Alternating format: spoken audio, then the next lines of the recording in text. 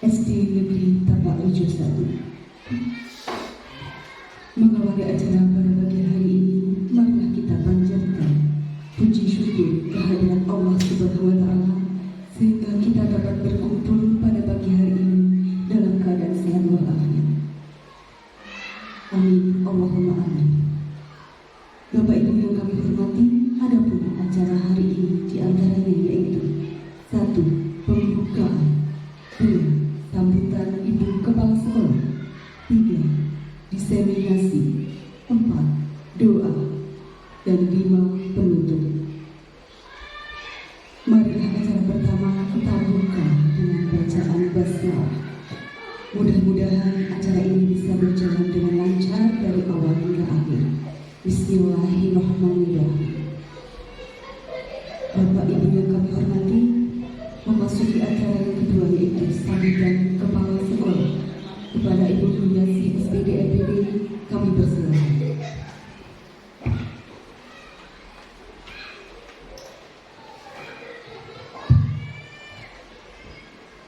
Assalamualaikum warahmatullahi wabarakatuh. Selamat pagi Bapak Guru hebat. Pada pagi hari ini kita masih diberi kesehatan. Alhamdulillah kita bisa berkumpul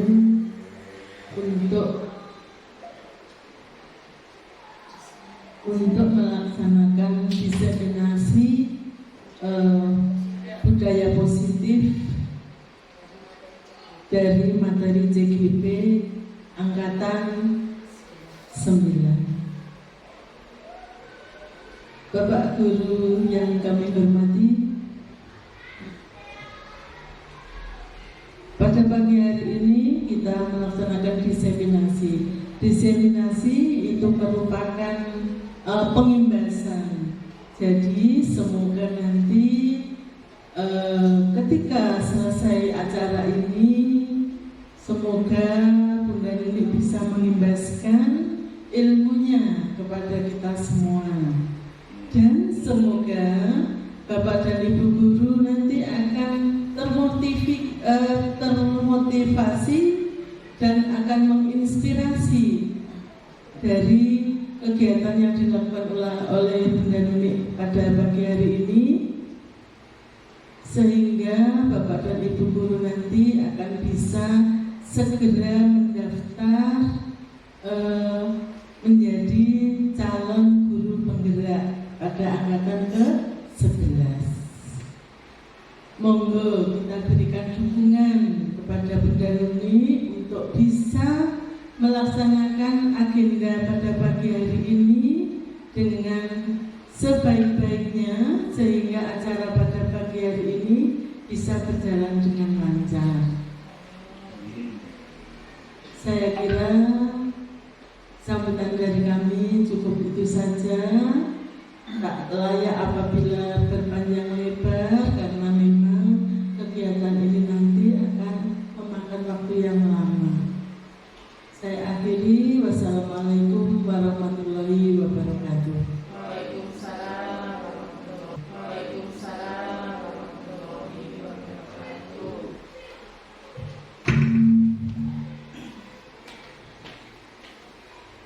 Memasuki acara yang ketiga yaitu pemaparan diseminasi yang akan dipaparkan oleh Ibu Nuni Setiawati SPD SD. Kepada Ibu Nuni dipersilakan.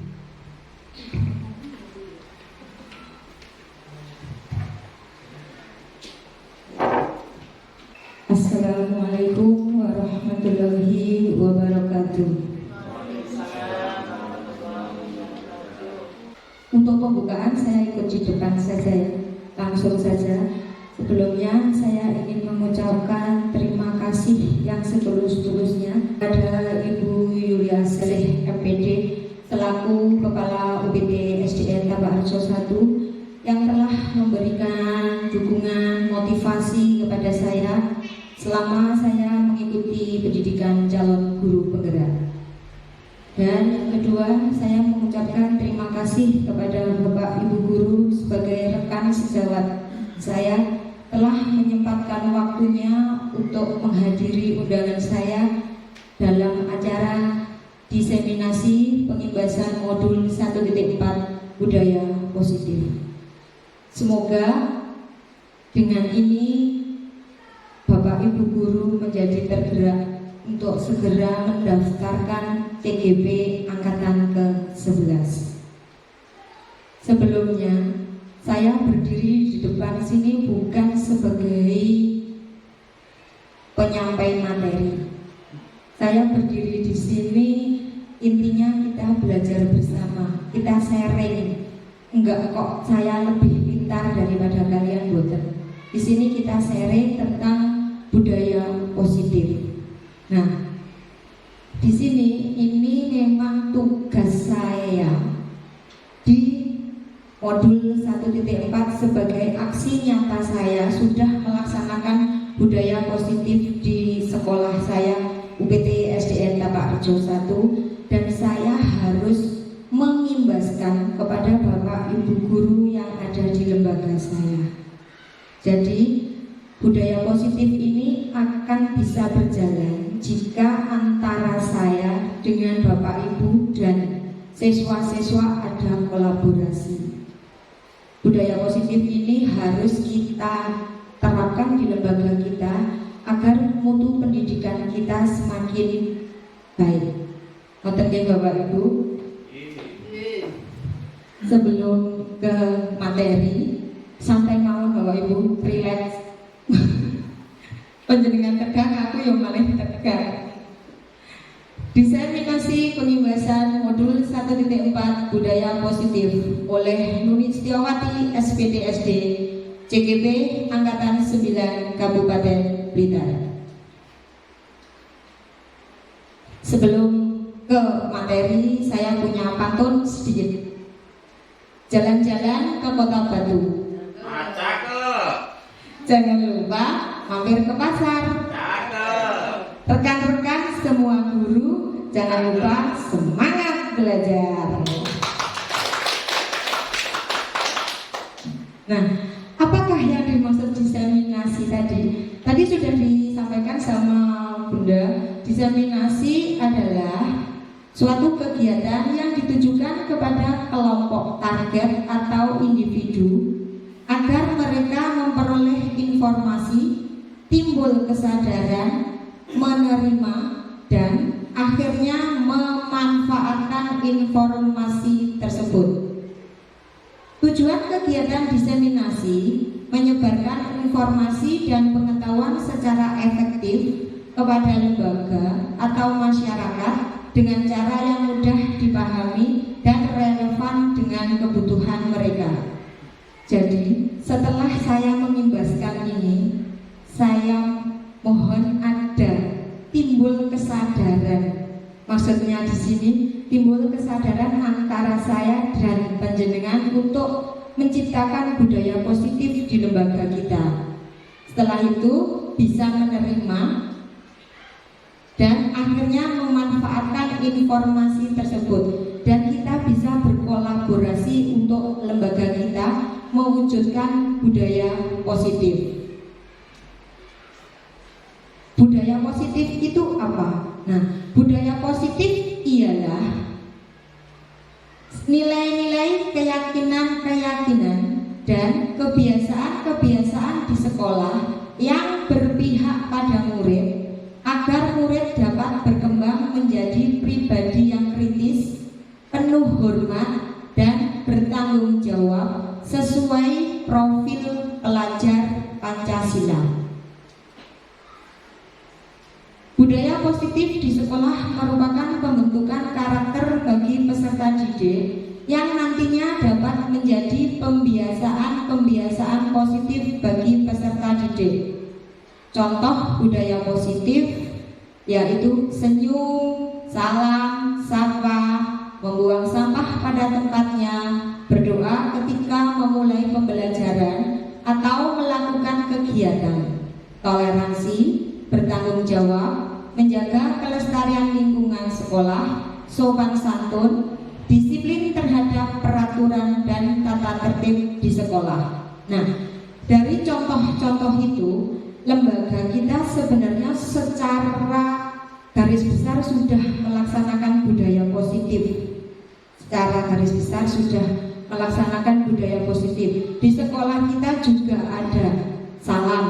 Nah, setiap pagi kita menyambut siswa kita yang datang di depan pintu gerbang. Kita selalu menerapkan ini, senyum. Setelah senyum, kita salam, terus sapa. Itu setiap hari kita laksanakan. Membuang sampah pada tempatnya juga sudah. Berdoa ketika memulai pembelajaran juga sudah. Nah, kalau lembaga kita sudah melaksanakan budaya positif, itu apakah cukup sampai di situ? Tidak. Kita harus mempertahankan, bahkan harus meningkatkan lagi menjadi lebih baik. Itu tujuan saya kolaborasi tadi. Jadi seandainya ada guru satu yang lupa, guru yang satunya lagi mengingatkan. Karena kita kurikulum 13, karakter yang harus kita ciptakan kepada anak didik kita adalah karakter profil pelajar Pancasila. Masih ingat semua nggih dimensi profil pelajar Pancasila? Masih. Ada berapa? 6. Ada 6 profil pelajar Pancasila. Yang pertama, beriman dan bertakwa kepada Tuhan Yang Maha Esa dan berakhlak mulia. Yang kedua, berkebinekaan global, bergotong royong, kreatif, bernalar kritis, dan yang terakhir mandiri. Ini harus kita tanamkan kepada siswa kita. Masih ingat ya lagu ini Bapak Ibu Guru? Monggo kita berdiri, kita sambil bergerak-gerakkan agar kita rileks. Masih ingat ya lagunya sama gerakannya? Beriman dan bertakwa pada Tuhan Yang Esa dan berakhlak mulia, berkebinekaan global, gotong royong mandiri, kreatif dan bernalar kritis, Pancasila, beriman dan bertakwa pada Tuhan Yang Esa dan berakhlak mulia, berkebinekaan global, gotong royong mandiri, kreatif dan bernalar kritis.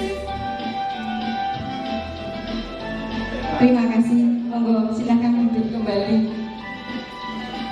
Nah, itu tadi lagu profil pelajar Pancasila. Sekarang kita masuk ke inti. Nah, di dalam konsep inti budaya positif itu ada 8 yang akan kita bahas hari ini. Ke-8 ini harus tuntas hari ini.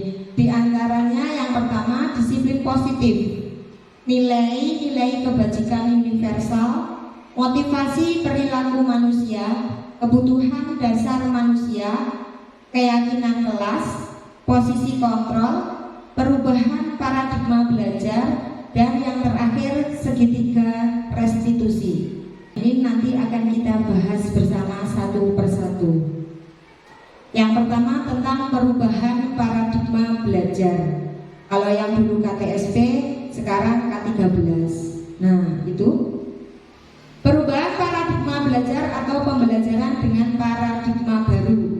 Pembelajaran dengan paradigma baru merupakan pembelajaran yang dirancang berdasarkan prinsip pembelajaran berdiferensiasi, sehingga para peserta didik belajar sesuai kebutuhan berdasar tahap perkembangan sesuai teori psikologi modern untuk mewujudkan profil pelajar Pancasila. Kita harus tahu dimensi-dimensi yang ada di dalamnya dan wajib kita pahami. Yang kedua tentang nilai kebajikan. Nilai kebajikan, nilai yang disepakati bersama, lepas dari suku bangsa, agama, bahasa maupun latar belakangnya. Ada banyak sekali contoh nilai kebajikan. Ada profil pelajar Pancasila. Jadi inilah yang akan kita gunakan, nilai-nilai kebajikan ini yang akan kita jadikan sebagai budaya positif di lembaga kita. Ini yang paling sesuai dengan kurikulum kita dan sesuai dengan keadaan kita pada saat ini. Yang ketiga yaitu disiplin positif. Nah, untuk materi disiplin positif ini agak panjang. Saya menerima materi ini 2 minggu dan harus saya sampaikan kepada panjenengan dalam waktu kurang lebih 1 jam. Jadi seandainya ada yang terlewat, mohon dimaklumi. Disiplin positif dalam rangka menciptakan lingkungan positif. Salah satu strategi yang perlu kita tinjau kembali adalah penerapan disiplin di sekolah kita. Apakah telah efektif? Apakah masih perlu ditinjau kembali? Apa sesungguhnya arti dari disiplin itu sendiri? Kadang kita mengartikan disiplin. Disiplin itu apa? Pokoknya patuh, pokoknya manut karo aturan, pokoknya tepat waktu. Nah, apakah itu benar? Apa kata dari disiplin itu? Kita lihat bersama-sama. Nah, disiplin berasal dari kata disiplin yang berarti belajar. Jadi salah persepsi kita tentang disiplin itu. Disiplin itu berawal dari disiplin diri yang memiliki tanggung jawab terhadap apa yang dilakukan berdasarkan nilai-nilai yang diyakini. Nah, di sini ada nilai-nilai yang diyakini. Tadi di awal sudah dibahas nilai kebajikan. Yang kita yakini nilai apa? Profil pelajar Pancasila. Nah, jadi disiplin ini akan timbul dari diri kita sendiri. Contohnya, kita sebagai ASN, walaupun tidak ada ceklok atau absen digital, kalau disiplin itu dari diri kita sendiri, kita akan datang tepat waktu walaupun tidak ada absen. Berhubung sekarang ada absen, akhirnya disiplin itu tidak datang dari diri kita, tetapi dari luar. Aku kolek telat, absenku merah. Itu namanya disiplin yang timbul dari luar, tetapi bukan dari dirinya sendiri. Nah, disiplin positif adalah suatu pendekatan untuk menerapkan disiplin dari dalam diri anak tanpa hukuman dan hadiah. Disiplin positif perlu diterapkan baik dalam lingkungan keluarga maupun lingkungan sekolah. Nah, dari kata-kata ini, disiplin positif perlu diterapkan, dan ini menerapkan disiplin dari dalam diri anak tanpa hukuman dan hadiah. Dari kata-kata ini saya merasa tertampar. Kenapa? Karena kita sering melakukan, kita memberi reward ke anak-anak. Ya kan? Siapa yang berani maju ke depan, saya beri. Siapa yang berani menyampaikan pendapat, saya beri.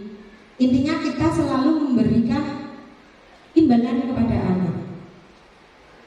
Ternyata itu salah.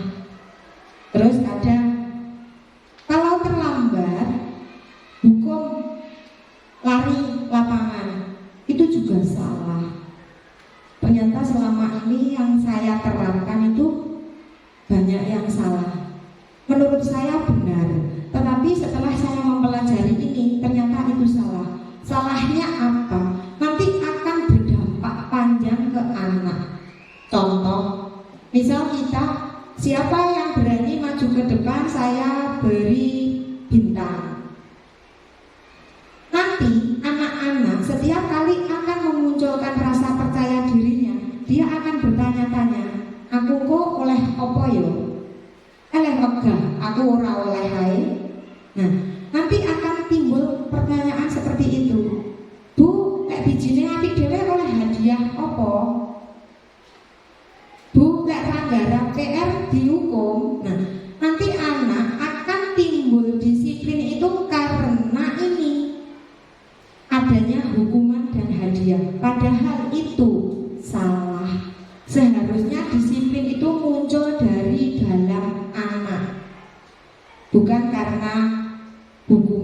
ataupun hadiah. Nah, sebelum kita menerapkan budaya positif di lembaga kita harus bertanya dulu, kita harus refleksi dulu kepada diri kita sendiri. Bagaimana penerapan disiplin saat ini di sekolah? Apakah sudah diterapkan dengan efektif? Itu pertanyaan-pertanyaan yang ada pada diri kita. Menurut Bapak Ibu, bagaimana cara membuat murid disiplin? Apakah dengan dihukum seperti saya tadi? Diberikan imbalan? Seharusnya memang tidak. Harus kita refleksi pada diri kita sendiri. Siapakah yang bisa membuat murid disiplin? Guru, kepala sekolah, orang tua, ataukah murid itu sendiri? Jawabannya nopo. Jawabannya nopo. Nama Widya. Kalau menurut saya yang bisa membuat murid disiplin itu terutama dari murid itu sendiri. Kemudian nanti ada dukungan dari guru, kepala sekolah maupun dari pihak orang tua. Tepuk tangan untuk Bu Yuliana. Monggo Bunda mau menambahkan? Saya kira disiplin anak itu kadang bisa mencontoh dari gurunya. Betul Bunda, betul. Kalau gurunya disiplin, otomatis Betul. anaknya akan disiplin. Betul, Bunda. Seperti itu. Betul. Terima kasih Bunda. Terima kasih Bunda hebat. Ya, memang betul. Yang disampaikan Bunda Yuliasih dan Bunda Yuliana memang betul. Yang pertama itu memang dari murid itu sendiri. Nah, kalau murid sudah mempunyai sifat disiplin, nah untuk guru, kepala sekolah, orang tua itu mendorong. Nah, biasanya kalau murid kelas 1 itu masih menyontoh, iya betul. Dia menganggap gurunya itu paling benar. Dia menganggap gurunya itu sebagai contoh. Jadi sebelum kita memberikan anak-anak pengetahuan tentang disiplin, kita harus menerapkan dulu pada diri kita sendiri, ya. Jadi kita jangan terlambat, masuk kelas tepat waktu, pulang tepat waktu. Nah itu nanti anak akan, guruku 6:30 sudah datang, saya harus datang lebih awal. Nanti anak-anak akan mengikuti kita. Terima kasih Bunda. Terus, nah saya punya video ini tentang dipaksa biar terbiasa. Monggo diperhatikan di sini. Kita merefleksi diri kita. Apakah saya ada di situ? Kalian semua wajib ikut renang. Anak-anak, kalian harus ikut les privat sama ibu ya. Ini kan gampang, masa gitu aja nggak bisa? Pernahkah ibu dan bapak guru waktu kecil dulu mengalami dipaksa untuk melakukan suatu aktivitas? Atau mungkin sebagai guru dan orang tua pernah memaksa anak atau murid kita?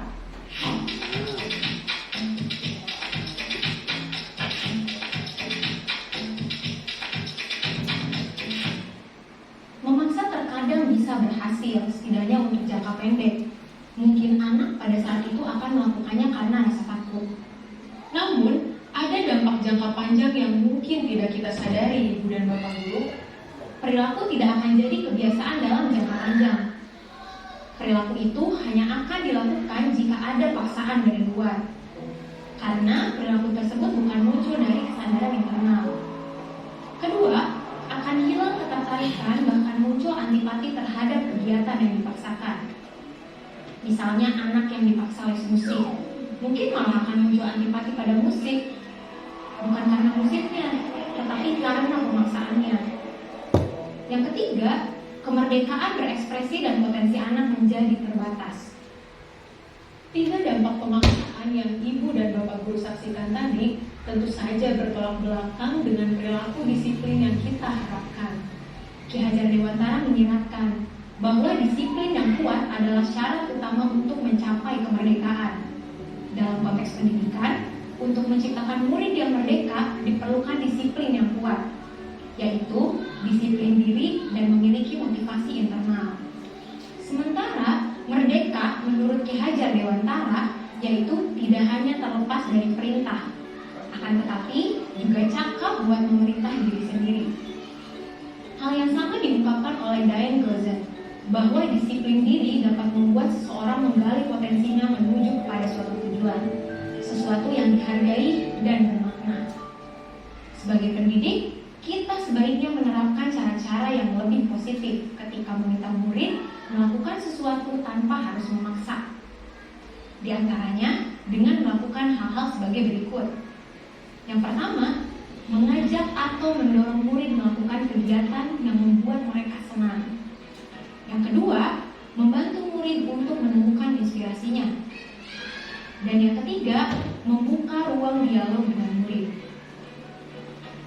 Nah, Ibu dan Bapak Guru, sekarang mari kita refleksikan bersama. Apakah kita cenderung memaksa murid untuk patuh mengerjakan sesuatu? Atau dengan kita melakukan cara-cara lain yang membuat murid merasa senang dan dihargai dalam mengerjakan sesuatu? Bagaimana rasanya ketika melakukan sesuatu tanpa dipaksa?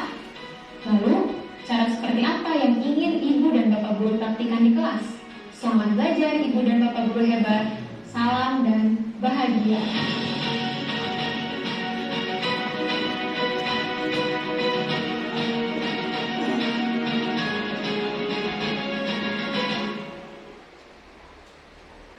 Nah, dari video ini tadi kita bisa menyimak. Ternyata untuk menanamkan disiplin tidak perlu paksaan, karena akan berdampak jangka panjang untuk anak. Dalam video tadi, menurut KHD itu Bapak Ki Hajar Dewantara menyampaikan bahwa untuk mencapai kemerdekaan syarat utamanya ialah harus disiplin yang kuat. Disiplin yang dimaksud adalah disiplin diri yang memiliki motivasi internal. Jadi datang dari diri kita sendiri, bukan dari paksaan, bukan dari hukuman, bukan dari imbalan, tapi dari dalam diri kita sendiri.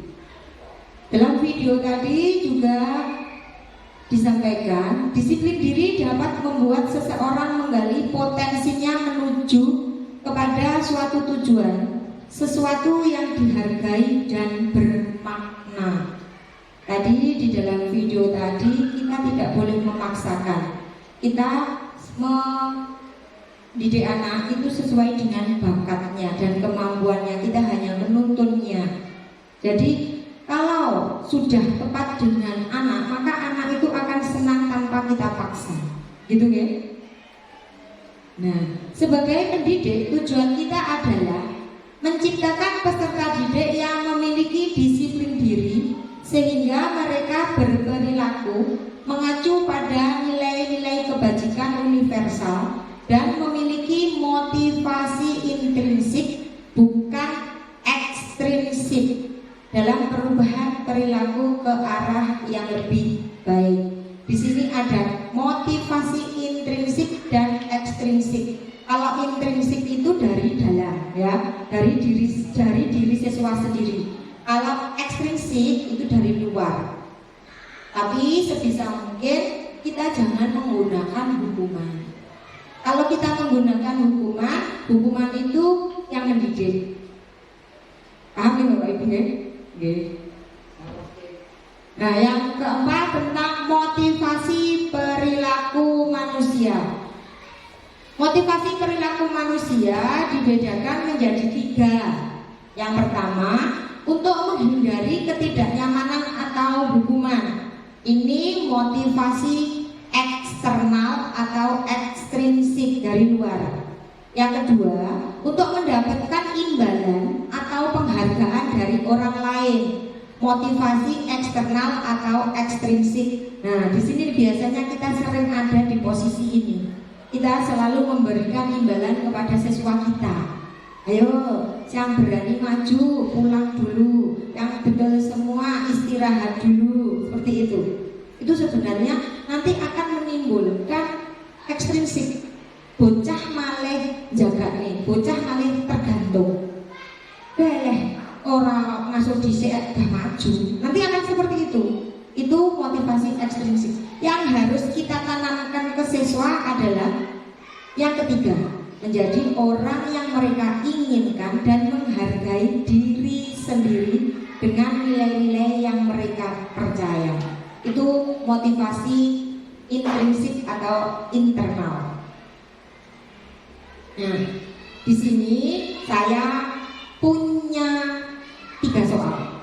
Nah, perhatikan yang pertama. Seorang murid selalu datang ke sekolah lebih awal setiap pagi karena ia ingin mendapatkan stiker bintang yang disediakan oleh guru di kelas. Ini termasuk motivasi nopo? Pinter. Ekstrinsik karena dari luar. Anak mau disiplin karena ada alasannya. Alasannya apa, Bu? Mendapatkan stiker bintang. Ini alasannya. Soal yang kedua. Seorang murid selalu datang ke sekolah lebih awal setiap pagi karena dia takut dihukum apabila datang terlambat. Motivasi nopo? Ekstrinsik lagi. Dia datang ke sekolah lebih awal karena takut dihukum. Soal yang ketiga.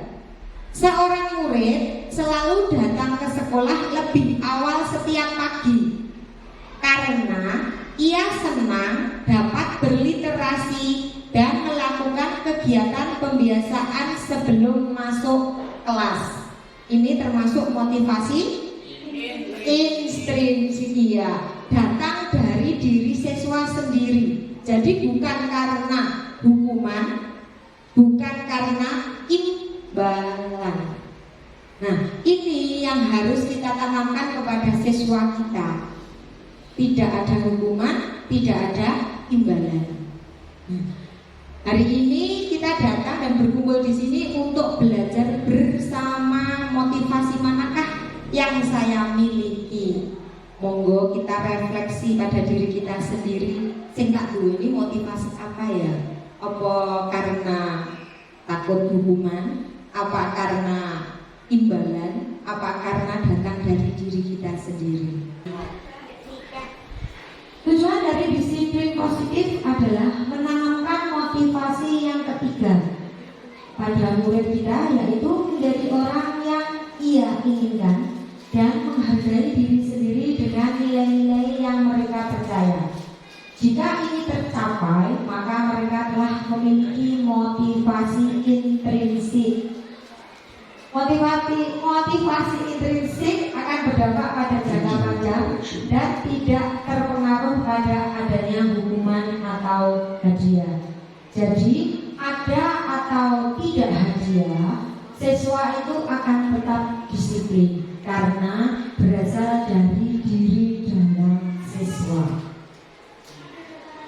Materi berikutnya yaitu tentang hukuman dan konsekuensi. Apa itu hukuman? Apa itu konsekuensi? Apakah sama atau beda? Nah, hukuman bersifat tiba-tiba, tidak terencana. Murid tidak tahu apa yang akan terjadi, juga tidak dilibatkan. Bersifat satu arah, berupa hukuman fisik atau psikis. Sedangkan konsekuensi adalah terencana, kadang juga disepakati. Murid tetap dibuat tidak nyaman. Sikap guru selalu memonitor murid. Dari kata memonitor ini yang dimaksud adalah, jadi guru itu selalu mengawasi murid. Jika sudah pernah terlambat, apakah akan terlambat lagi? Nah, itu memonitor murid. Dan yang ketiga, perhatikan di sini saya mempunyai 5 soal. Ini termasuk hukuman atau konsekuensi. Yang pertama, berdiri di depan kelas dengan 1 karena tidak bisa menjawab pertanyaan. Itu termasuk hukuman atau konsekuensi? Ya, termasuk hukuman. Membersihkan tumpahan air di meja tulis karena tersenggol pada saat belajar termasuk Konsekuensi. Pintar. Terima kasih, Bu. Yang ketiga, duduk di bangku di pinggir lapangan pada jam istirahat tidak diizinkan bermain oleh guru piket karena mencederai teman saat bermain di lapangan, termasuk hukuman.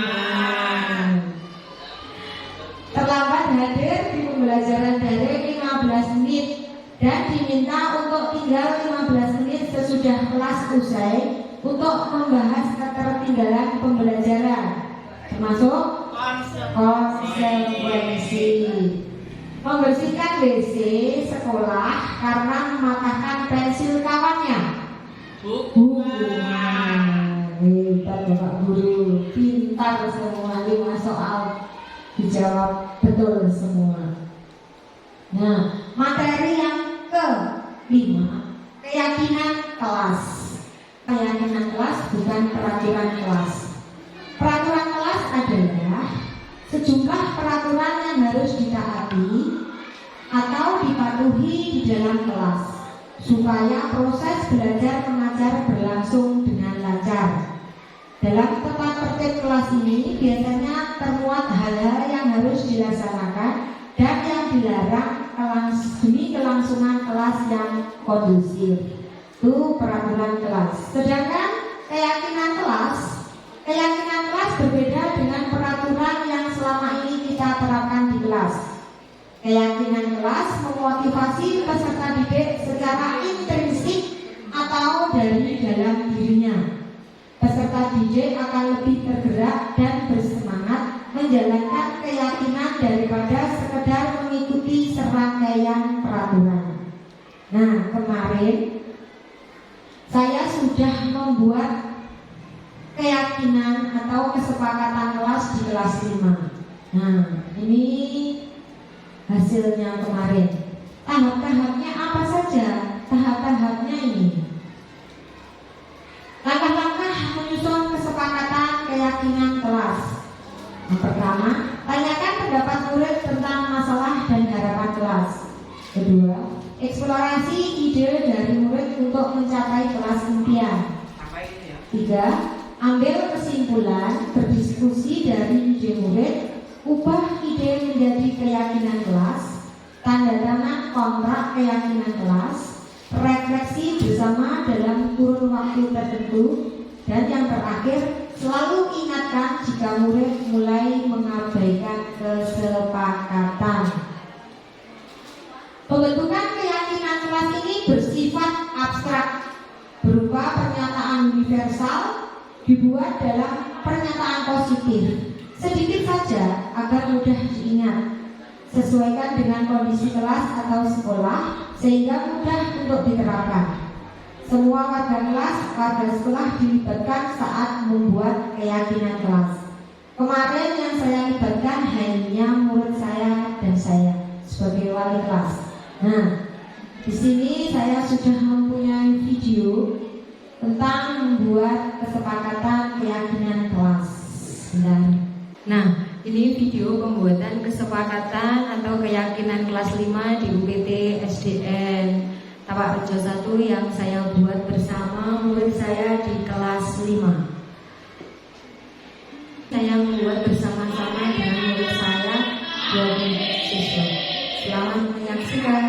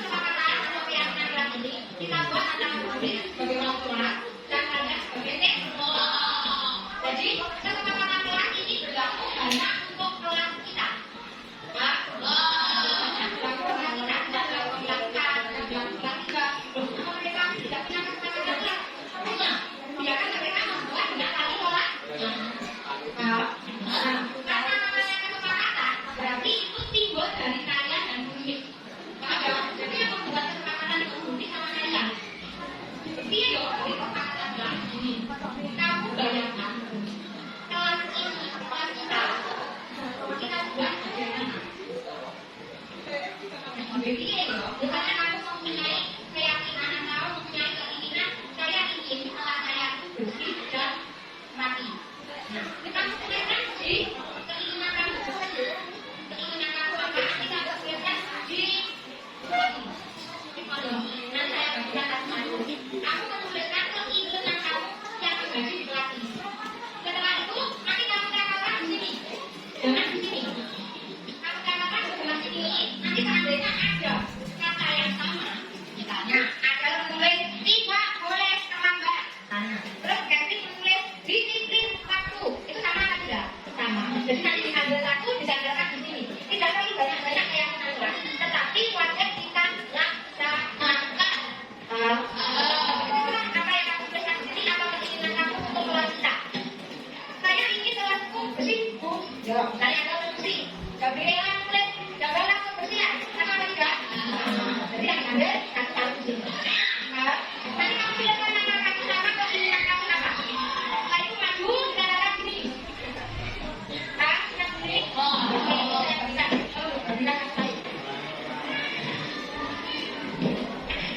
Ya, dan tuliskan kamu tempel di sini.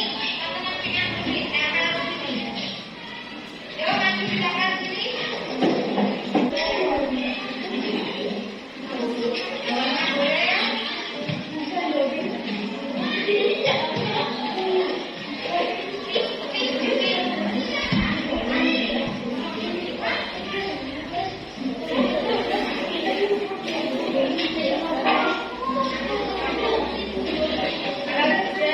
Balik ke tempat tidurnya.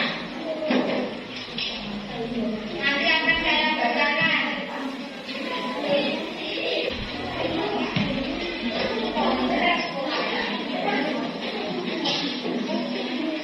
Sudah semua?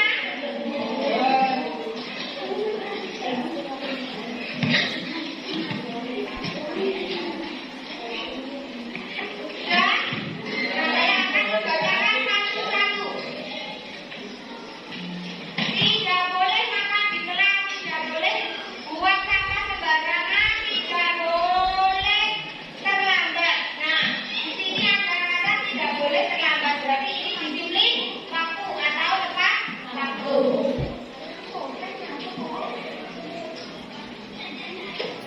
Terus dari ini yang Melvin tidak boleh terlambat diwakili ini ya. Jadi ini tidak dipakai. Terus ini ada lihat tidak boleh makan di kelas, tidak disiplin waktu sama. Ini ada, ini ada. Terus tidak boleh makan di kelas, tidak boleh terlambat, ini memakai seragam lengkap, terus diwakili. Harus memakai seragam lengkap, sudah. Tidak boleh makan di kelas. Terus saya membuang sampah di loker, berarti jagalah kebersihan kelas. Jaga kebersihan kelas, seperti ini. Tidak boleh makan di kelas, sudah. Jagalah kebersihan, sudah. Jaga kebersihan, sudah. Tidak boleh menyontek. Tidak boleh menyontek. Ayo, keyakinan kelas tidak boleh menyontek. Jagalah kebersihan kelas, sudah. Menjaga kebersihan, sudah. Tidak boleh makan di kelas, sudah. Harus melaksanakan sesuai dengan tiket. Tidak boleh memakai sepatu di kelas. Kita ketemu guru harus mengucapkan salam. Membuang sampah di tempatnya, jagalah kebersihan saat diterapkan. Harus menaati tiket kelas, sudah ada. Terus tidak boleh menyontek, sudah ada. Menjaga kebersihan sekolah, sudah ada. Jadi dari yang kalian tuliskan tadi dari 27 ternyata ada kalimat yang sama.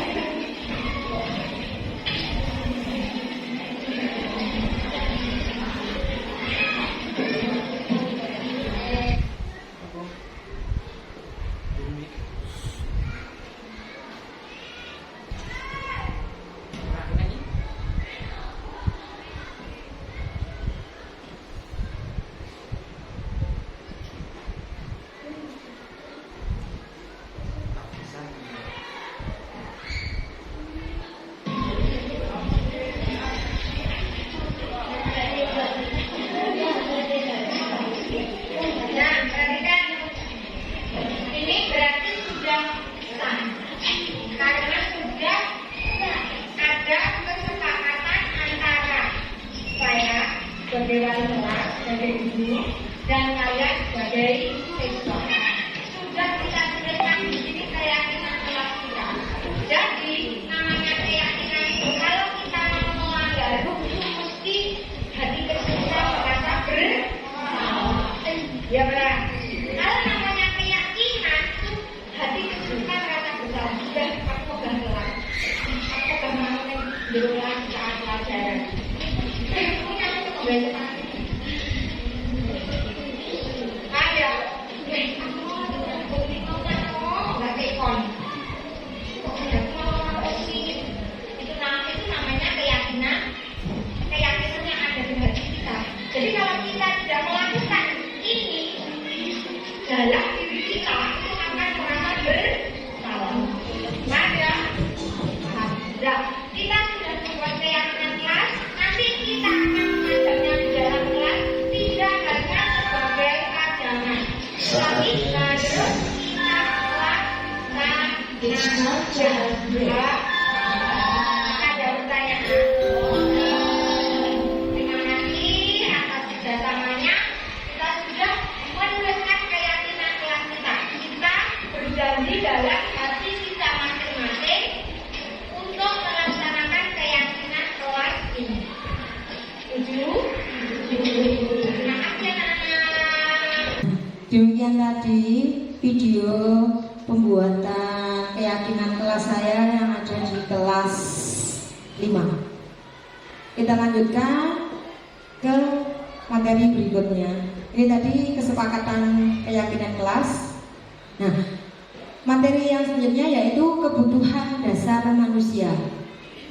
Kebutuhan dasar manusia adalah segala sesuatu yang kita lakukan untuk mendapatkan apa yang kita inginkan.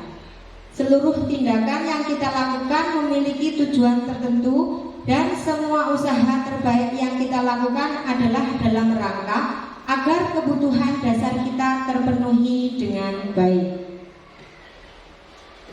Ada 5 kebutuhan dasar manusia. Yang pertama, kebutuhan bertahan hidup. Kebutuhan bertahan hidup ini menyangkut tentang makan, tempat untuk berlindung, beristirahat, keamanan, kesehatan. Kebutuhan yang kedua yaitu kebutuhan kasih sayang dan rasa diterima. Kebutuhan akan hubungan dengan relasi, sosial, keluarga, sahabat, ini termasuk di kebutuhan kasih sayang. Yang ketiga, kebutuhan pengakuan atas kemampuan.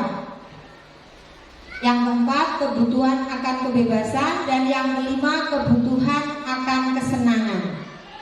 Ini 5 kebutuhan dasar manusia ini harus dipenuhi.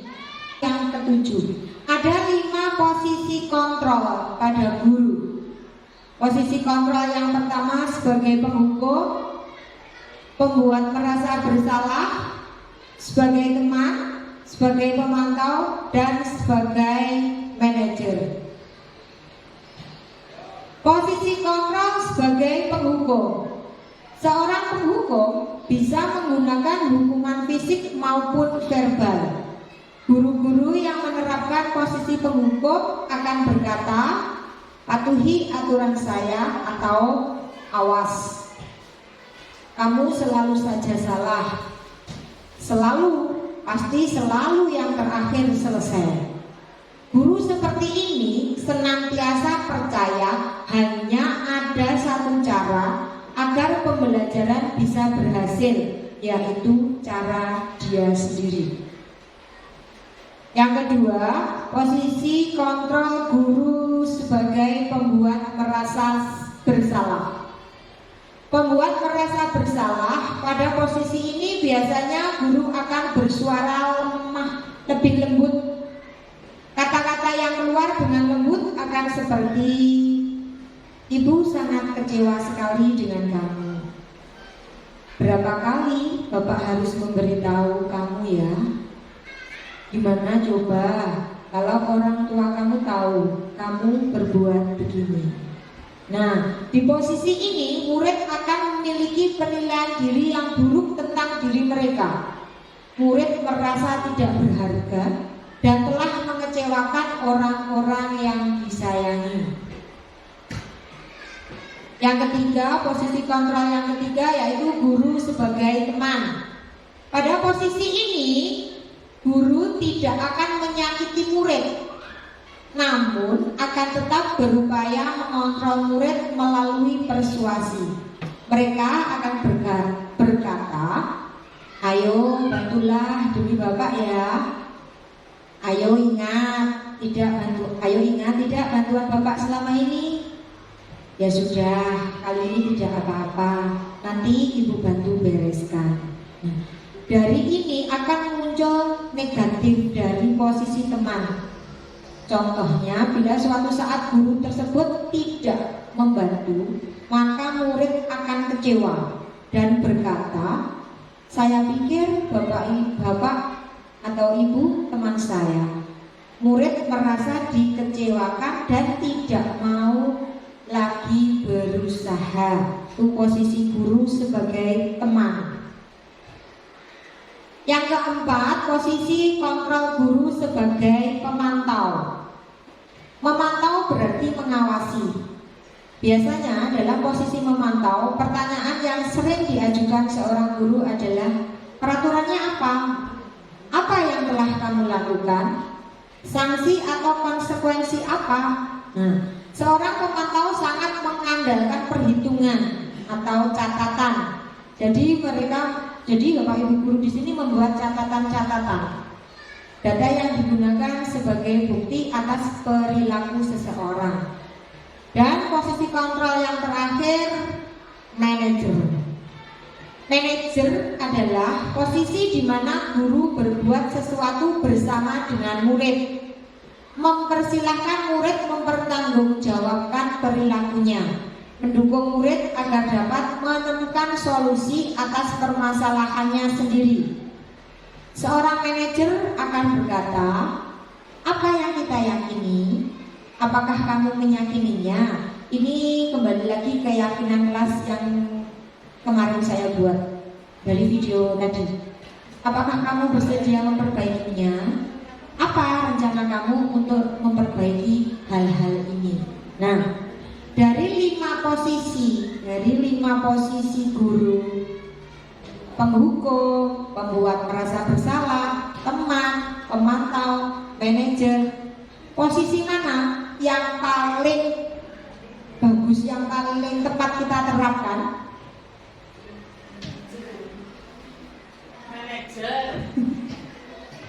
Iya, posisi yang paling tepat kita terapkan adalah posisi manajer. Jadi kita bersama siswa membuat kesepakatan. Jadi siswa kalau membuat salah kita bimbing, kita arahkan, tapi tidak kita hukum. Nah, agar Bapak Ibu semua lebih paham ini, saya punya soal. Sebentar, sebelum ke soal, saya berikan contoh dulu. Contoh penerapan 5 posisi kontrol guru. Di sini ada kasus misalnya siswa tidak memakai seragam lengkap saat upacara bendera. Kalau guru memposisikan sebagai penghukum, maka selalu memberikan hukuman. Contohnya seperti ini, hormat bendera 1 jam. Itu contoh. Kalau posisi guru sebagai pemantau akan berkata, kamu sudah melanggar peraturan sekolah, kamu sudah tahu konsekuensinya dan jangan diulangi lagi. Kalau posisi guru sebagai pembuat merasa bersalah, guru akan berkata, kamu selalu mengecewakan Bapak Ibu guru. Kalau posisi teman, guru akan berkata, ayo dong patuhi peraturan sekolah, lain kali jangan diulangi lagi ya. Ini posisi guru sebagai teman. Negatifnya posisi guru sebagai teman, itu murid dengan guru kurang hormat karena menganggapnya sebagai teman. Kalau posisi guru sebagai manajer, di sini guru akan memberikan pertanyaan ini. Apakah kamu tahu apa kesalahanmu? Kira-kira bagaimana cara kamu perbaiki kesalahanmu? Ini posisi guru sebagai manajer. Dari kelima posisi kontrol guru, yang paling tepat kita laksanakan yaitu sebagai manajer. Nah, berikut ada soal. Yang pertama, saya sangat kecewa dengan kamu. Posisi kontrol guru sebagai apa? Pembuat rasa bersalah. Yang kedua, kamu tidak pernah melakukannya dengan benar. Posisi guru sebagai penghukum. Apa rencana kamu untuk memperbaiki kesalahanmu? Posisi guru sebagai manajer. Ayolah, lakukan demi masa depanmu. Ini posisi guru sebagai teman. Nah, ini posisi-posisi yang harus kita ketahui. Nah, sekarang kita refleksikan diri kita. Selama ini sebagai guru, posisi mana saya? Apakah sebagai pemantau? Apakah sebagai teman? Atau sebagai pembuat merasa bersalah? Nah, ini semua ada negatif dan positifnya. Tetapi untuk meminimalis negatifnya, seharusnya posisi kelima ini yang paling tepat adalah sebagai manajer. Karena sebagai manajer kita bisa sebagai teman, juga bisa sebagai pemantau. Tolong hindari sebagai penghukum. Seandainya posisi kita mengharuskan di posisi penghukum, carilah hukuman yang sekiranya mendidik, tetapi tidak melukai siswa. Nah, itu tadi 5 posisi kontrol.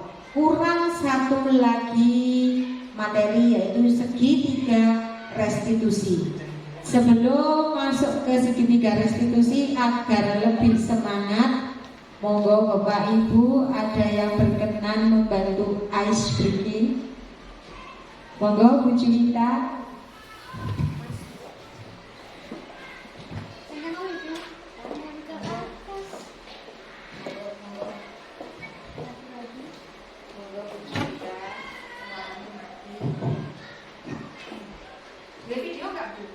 Halo, monggo Bu Juwita, monggo Bapak Ibu berdiri atau duduk Bu? Berdiri. Monggo jangan terlalu mepet-mepet biar tidak menyinggol. Monggo Bapak Ibu agar kita bersemangat lagi.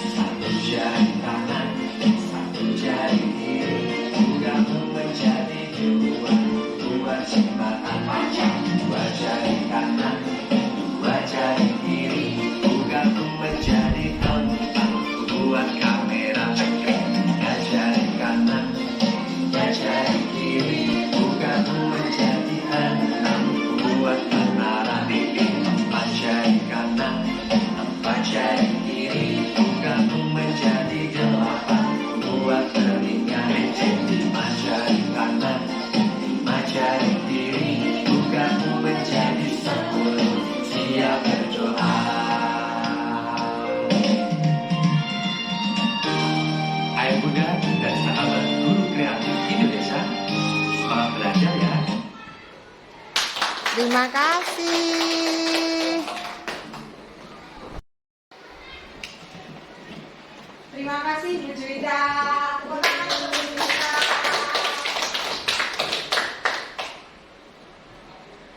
Materi yang terakhir yaitu tentang segitiga restitusi. Apa itu segitiga restitusi? Segitiga restitusi adalah suatu proses cara menanamkan disiplin positif pada murid. Restitusi bukan untuk menebus kesalahan, namun untuk belajar dari kesalahan. Segitiga restitusi adalah proses menciptakan kondisi bagi murid untuk memperbaiki kesalahan mereka, sehingga mereka bisa kembali pada kelompok mereka dengan karakter yang lebih kuat.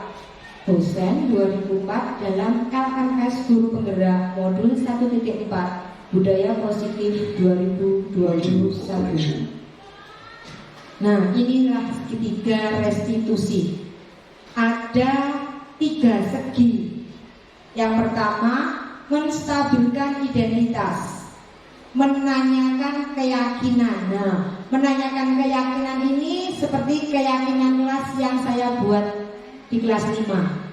Terus yang ini validasi tindakan yang salah. Pada menstabilkan identitas ini ada pertanyaan-pertanyaan atau pernyataan-pernyataan dari guru. Ini tahap segitiga restitusi. Yang pertama, menstabilkan identitas. Berdasarkan prinsip membuat kesalahan adalah bagian dari proses pembelajaran.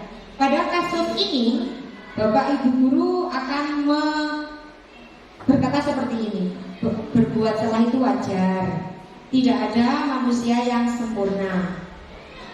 Bapak Ibu juga pernah melakukan itu. Nah, ini menstabilkan identitas. Yang kedua yaitu validasi tindakan yang salah. Pada validasi tindakan yang salah ini, pernyataan yang digunakan Bapak Ibu guru dalam segitiga restitusi antara lain seperti ini. Kamu pasti punya alasan mengapa melakukan hal itu. Kamu melakukannya karena kamu menghargai sesuatu yang penting bagimu. Ini contoh-contoh pernyataan pada validasi tindakan yang salah. Dan yang terakhir, tahapan menanyakan keyakinan. Jadi Bapak Ibu guru harus sudah membuat keyakinan kelas. Jadi ini nanti kembalinya lagi ke keyakinan kelas yang kita buat. Pernyataan yang digunakan biasanya seperti ini. Apa keyakinan kelas kita? Nilai-nilai apa yang telah disepakati bersama? Seperti apa gambaran sebuah kelas yang ideal menurut kamu? Jadi anak itu mengeluarkan idenya sendiri. Kita hanya mengarahkan. Kemarin saya juga sudah membuat video, juga sudah membuat foto tentang kasus siswa terlambat. Ini kemarin tugas saya di demonstrasi kontekstual kasus siswa terlambat. Nah, monggo kita saksikan bersama. Assalamualaikum Bu, maaf saya terlambat.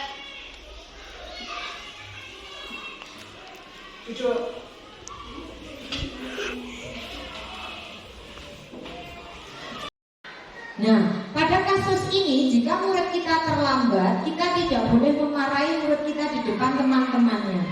Apapun yang terjadi, murid tetap kita persilahkan masuk mengikuti pelajaran.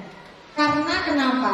Untuk datang ini saja murid sudah dredeg, sudah takut. Nanti kalau sampai sekolah kita marahi di depan teman-temannya, dia akan drop mentalnya. Jadi apapun yang terjadi, kalau siswa kita terlambat dan sudah minta maaf, sudah mengakui kesalahannya dan dia juga sudah tahu apa kesalahannya, kita persilahkan dia masuk. Biarkan dia duduk, biarkan dia menenangkan dulu hatinya, pikirannya, perasaannya yang campur aduk itu. Biarkan dia duduk tenang, mengikuti pelajaran yang kita berikan. Nah, di sela-sela itu nanti kita memberitahu anak, Misalnya nanti jam istirahat menemui ibu di kantor ya, atau setelah ini, atau setelah jam pulang. Kita lihat kondisinya anak itu, apakah sudah tenang atau belum. Jika waktu istirahat belum tenang, kita bisa mengambil waktu nanti pulang sekolah temui ibu di ruang kantor dulu ya. Itu. Jadi kita selesaikan secara dua mata antara murid dengan siswa. Nah, di sini kemarin saya juga sudah membuat dialog-dialognya. Yang pertama si anak dengan saya ini. Di sini ada 3 bagian. Bagian yang pertama tadi tentang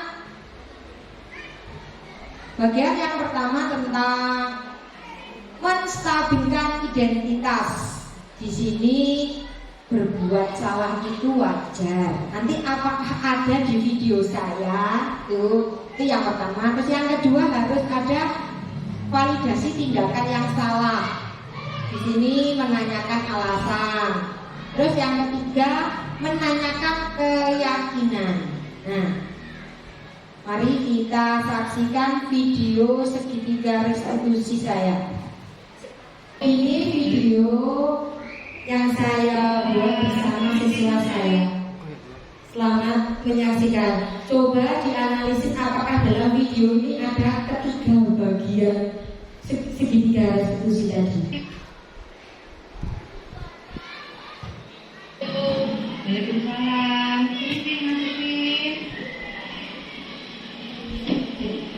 Begini, Kevin tahu tidak mengapa itu banyak ke sini? Apa?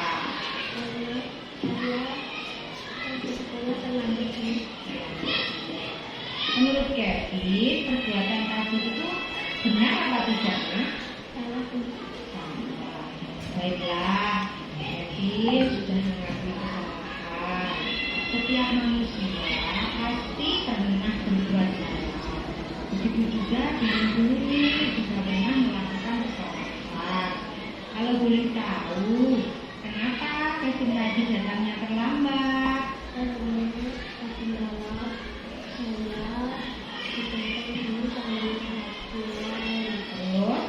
tidurnya semalaman.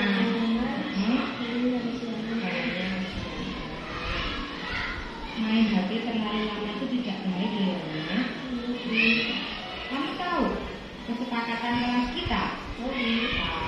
Kita tahu apa saja, Nak? Tidak boleh makan ketika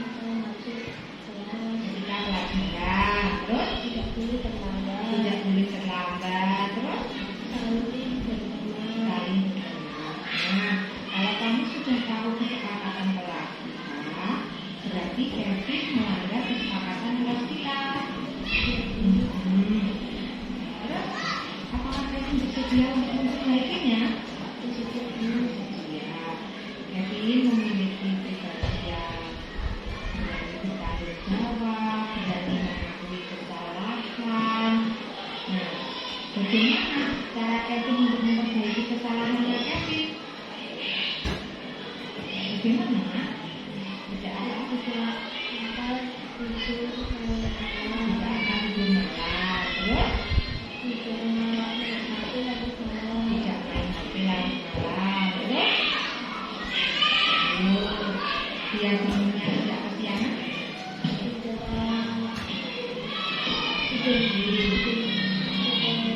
Tidak tidur kemalaman. Terus HP-nya diapakan?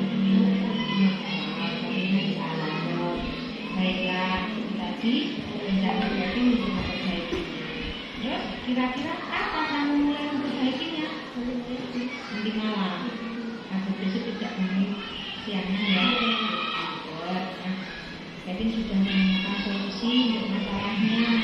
Jangan main HP terlalu malam, tidurnya juga jangan larut malam. HP-nya dibunyikan alarm. Ya, ada gampang ya. Nah, tadi ini tidak memarahi Kevin, mungkin mencarikan solusi untuk masalahnya. Paham ya?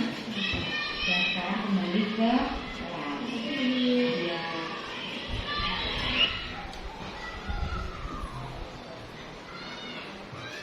Nah, demikian tadi pembuatan video segitiga resolusi yang saya buat bersama siswa saya kelas 5. Dalam video tadi, apakah sudah mencakup 3 bagian segitiga restitusi yang dimaksudkan tadi? Sudah adakah menstabilkan identitas? Di situ sudah ada pengakuan dari Kevin. Terus Bapak Ibu juga pernah melakukan hal yang salah. Sudah ada kan? Sudah. Terus yang kedua, validasi tindakan. Di situ menanyakan alasan. Tadi di video saya, apakah sudah saya menanyakan alasannya? Sudah. Dan yang ketiga, menanyakan keyakinan. Saya sudah menanyakan keyakinan. Di video tadi apakah sudah? Dari ketiga tahapan segitiga ini sudah saya masukkan ke dalam penyelesaian masalah siswa menggunakan segitiga restitusi. Jadi siswa yang membuat salah, siswa juga yang mencari solusinya, dan kita hanya mengarahkan saja. Kita membimbing solusi apa, terus kita menanyakan alasannya, mencarikan solusinya. Kita juga membantu untuk mengawasi. Nah, ini tanggapan dari siswa, dari Kevin, karena yang membuat kesalahan tadi. Assalamualaikum warahmatullahi wabarakatuh. Nama saya Kevin Aditya Firyawan dari kelas 5 di UGT SD Negeri Tapak Co 1. Saya mengalami permasalahan. Saya dibantu Bu Nunik untuk mencari jalan keluar. Terima kasih Bu Nunik. Nah, itu tadi tanggapannya Kevin. Kevin merasa nyaman, tidak diberi hukuman, juga tidak menggunakan kata-kata kasar, tetapi dibantu mencarikan solusinya. Nah, dari segitiga restitusi itu memang kita membantu mencari solusi, tetapi tidak menghukum anak atau memarahi anak. Jadi itu yang sebenarnya harus kita kerjakan sebagai guru jika kita mengalami atau menemui siswa kita bermasalah. Ini tanggapan siswa yang sudah saya bantu untuk menyelesaikan masalahnya menggunakan segitiga restitusi. Refleksi ini untuk diri saya sendiri. Rencana perbaikan. Nah, kalau tadi di awal saya membuka dengan paton, ini di akhir juga saya tutup dengan paton. Coba tingkir mobil dawet, dawet entek diganti kopi. Winginane mikir sampai mumet ilang mergo saiki aku wis ngerti. Nyuwun pangapunten bilih wonten Bapak. Akhir kata, terima kasih dan salam bahagia.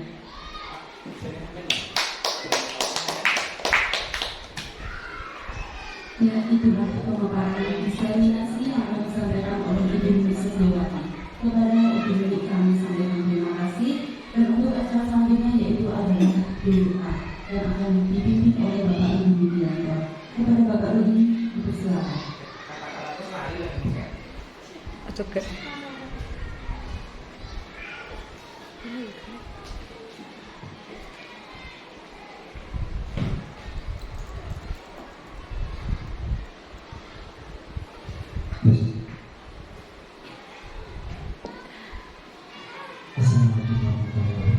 Waalaikumsalam warahmatullahi wabarakatuh.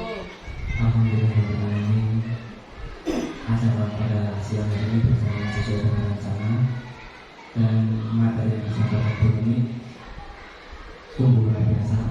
Semoga apa yang disampaikan nanti bisa kita implementasikan di sekolah ini, dan kedepannya semoga Bapak Ibu guru yang lainnya termotivasi atas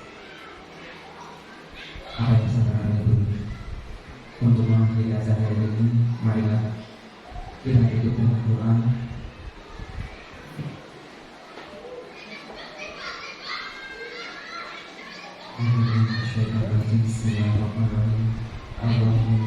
Amin. Amin. Amin. Amin. Amin. Amin. Amin. Amin. Demikianlah acara hari ini. Alhamdulillah telah berjalan dengan lancar dan dengan baik. Saya di sini sebagai penghormat acara. Saya maafkan sebesar-besarnya jika ada perkataan dan perbuatan yang kurang berkenan. Akhirul kalam, wassalamualaikum warahmatullahi wabarakatuh. Waalaikumsalam warahmatullahi wabarakatuh.